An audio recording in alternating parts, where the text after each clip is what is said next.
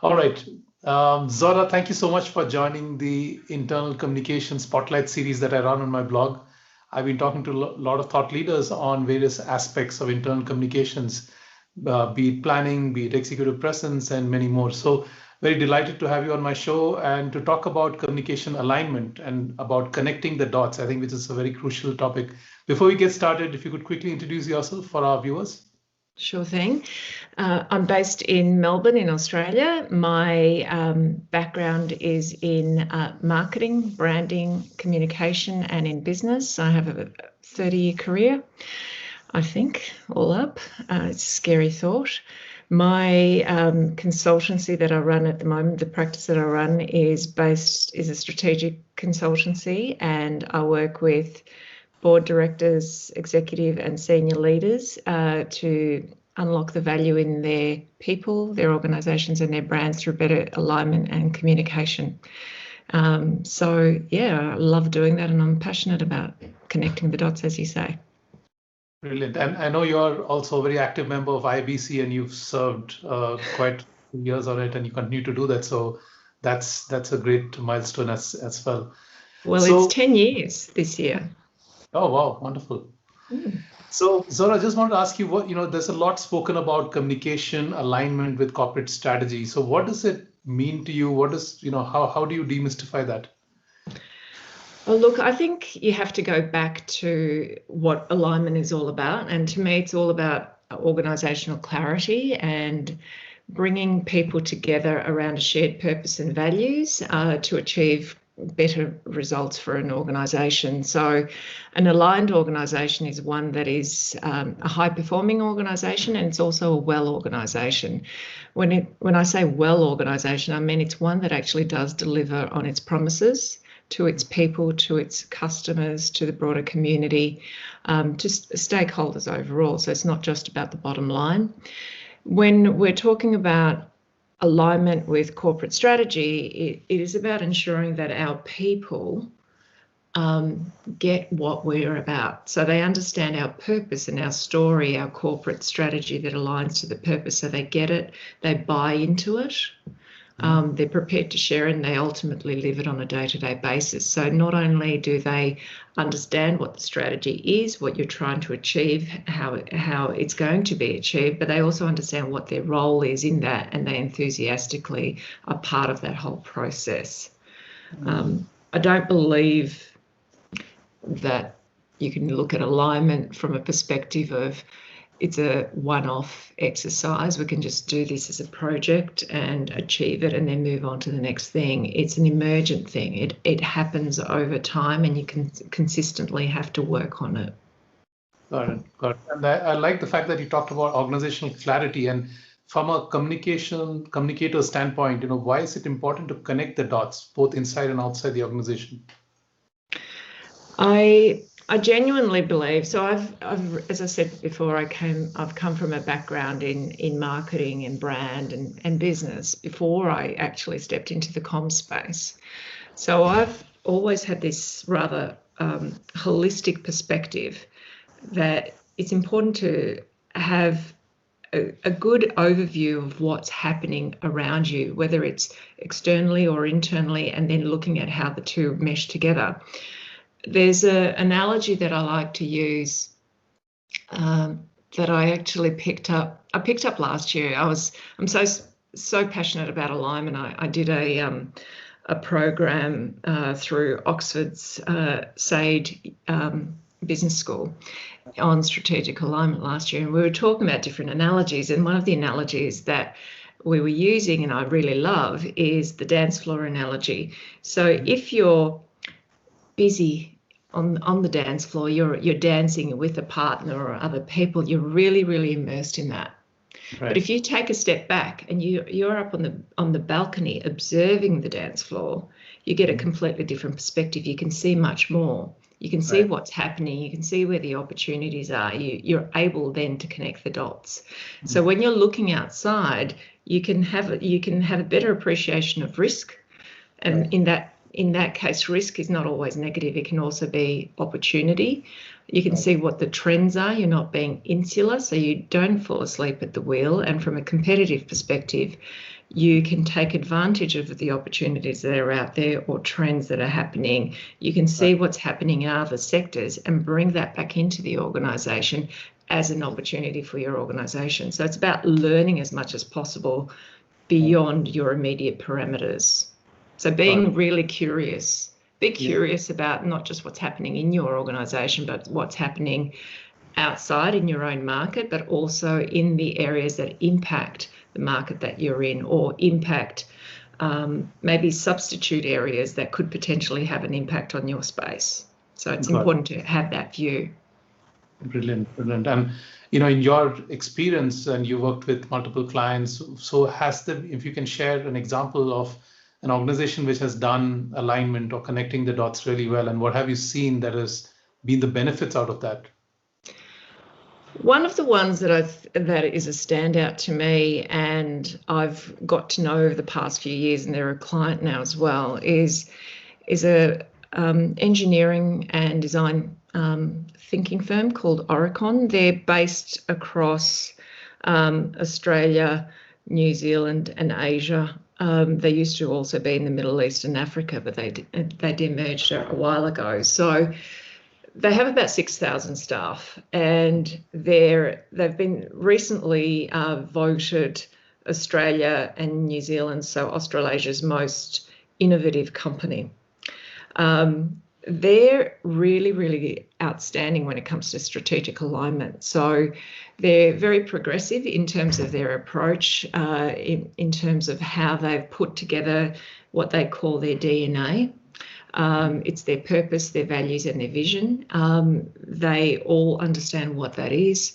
They have clear goals that they've set up. They have three key pillars to their strategy that they all completely understand, and they all understand how it really works for them.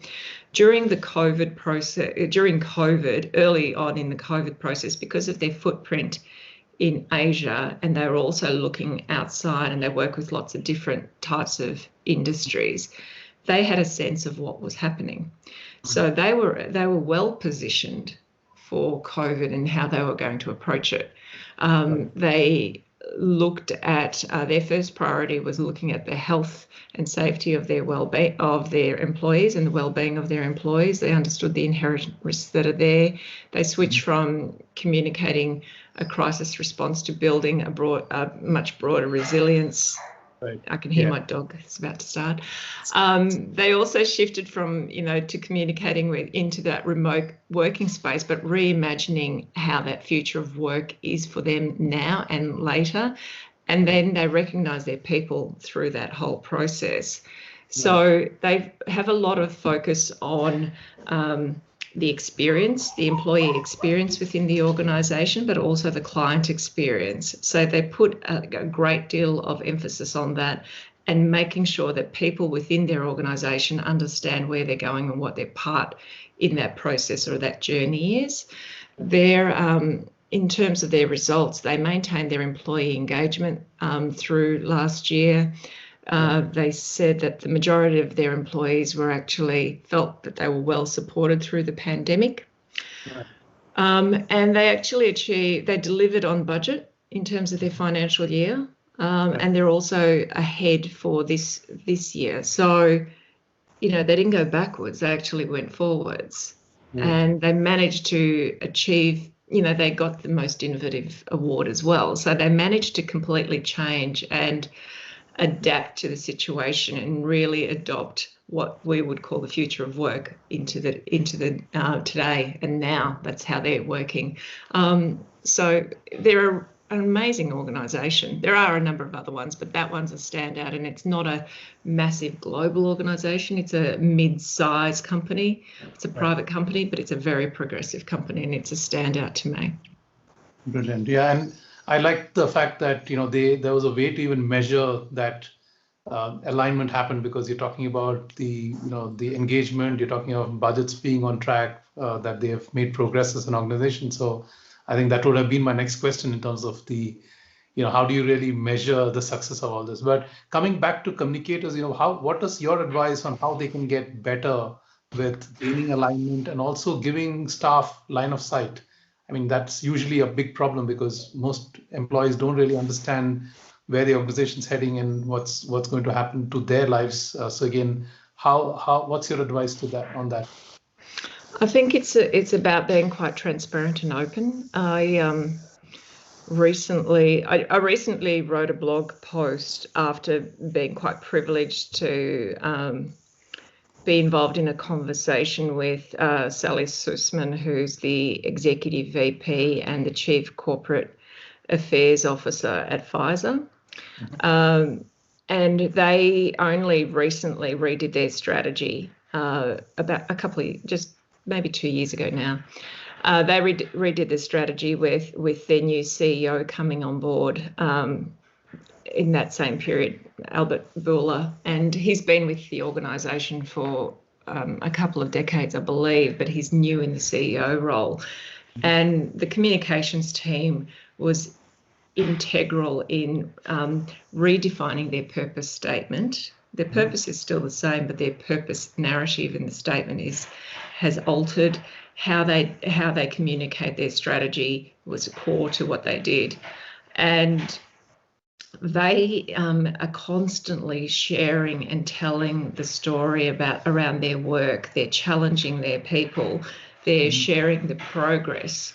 They have really put the term transparency has now become really commonplace in their organisation, whereas if you've worked with pharmaceutical firms, and I've worked with different ones over the years, they don't necessarily share a lot of information openly.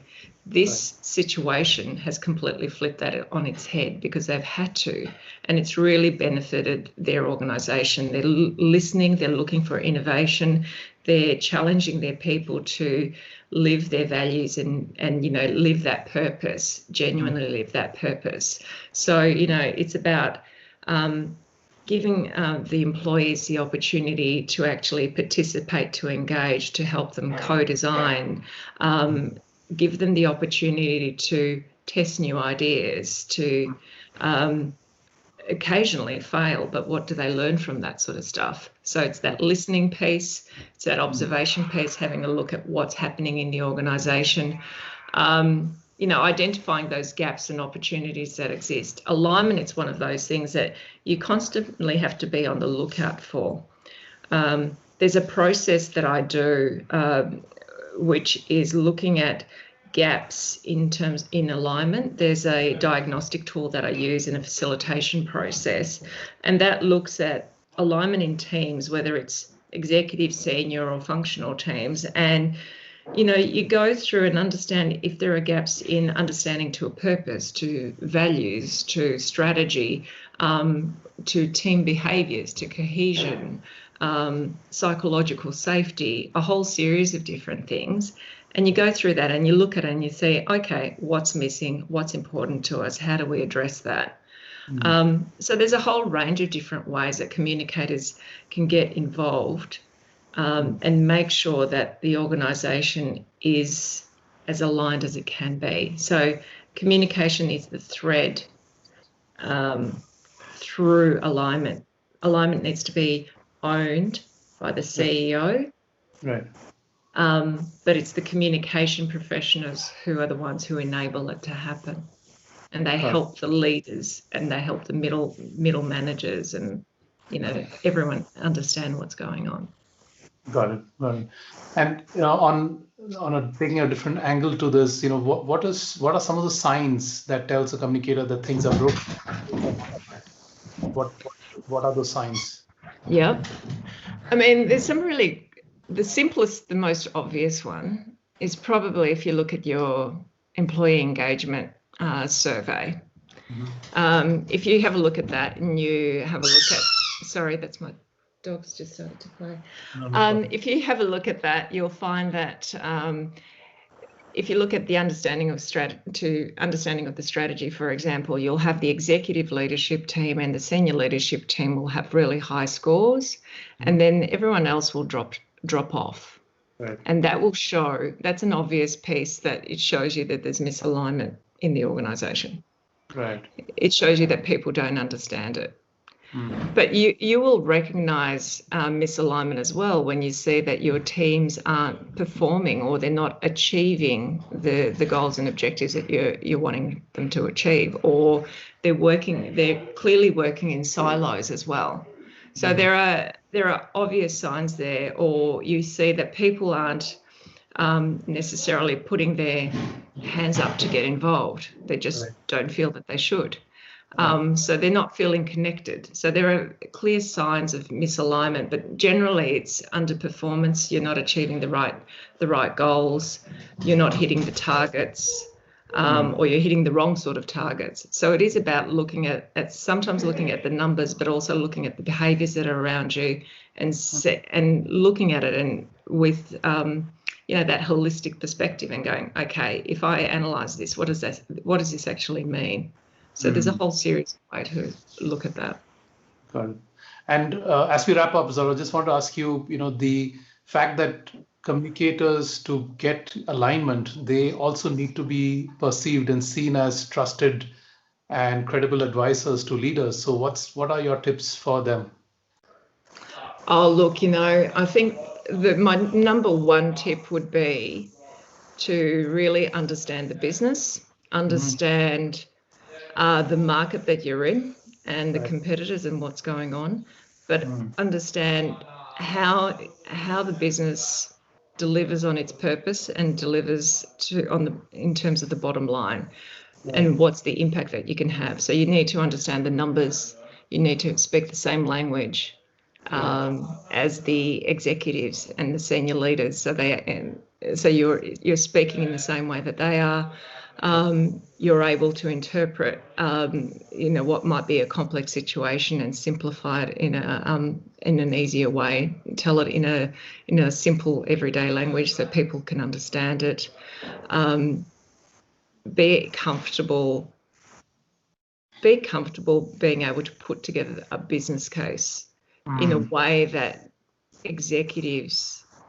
shows executives that you understand not just the bottom line impact, but understand risk. And I don't mean just reputational risk. I mean strategic risk, operational, financial, compliance risks, a whole range of different things. I remember being asked to do some work for a public company here in Australia, who asked me to go in and do stress testing and validation on a whole series of different brand scenarios for their organisation. And so they had 9 different scenarios, and it was an organisation that was about to undergo its next 5-year transformation plan. What they did with these brand scenarios directly impacted that transformation plan. So they had worked on it for 6 to 8 months, and then they asked me to come into it. As soon as I started talking to them about risk and risk appetite, they said, you're the right person for the job because you absolutely understood it. So, when, for example, if an organisation is saying, we're very customer focused and very customer centric. Right. And you're like, okay. So currently, looking at where you sit now, how would you define where you sit now in terms of your risk appetite from 1 to 10? Where would you be? And in this case, this organisation, which is a conservative organisation, a really good, secure investment from an investor perspective, but very conservative. Don't do very much in terms of having that public stand. Said, okay, so how would you define where you sit if something happens when you go public? How would you define that from a risk appetite perspective? Where would you sit? And they said, okay, 2 out of 10. And I said, okay, so if you're then going to really be customer centric, that means you would need to do X, Y, Z. So in that case, where do you need to be from a risk appetite perspective? And they said, 7. I said, okay, you need to now change from a 2 to a 7. So that then means this is what you need to do. Are you prepared for that? Right. So, you're providing them advice that takes into account things that they might not have thought through. Right. So, there's potentially a statement there, something as, commonplace as customer focused. But if they don't really understand what that means externally as well as internally, so the piece where you were saying, how do you connect the dots? then your job is to try and make sure that they understand what that really means, what those implications are. And sometimes it's beyond just the comms remit. It could be broader, but that's okay. Got it. There's been excellent insights, Zora. Thank you so much for taking the time to do this. And I'll You're keep very welcome.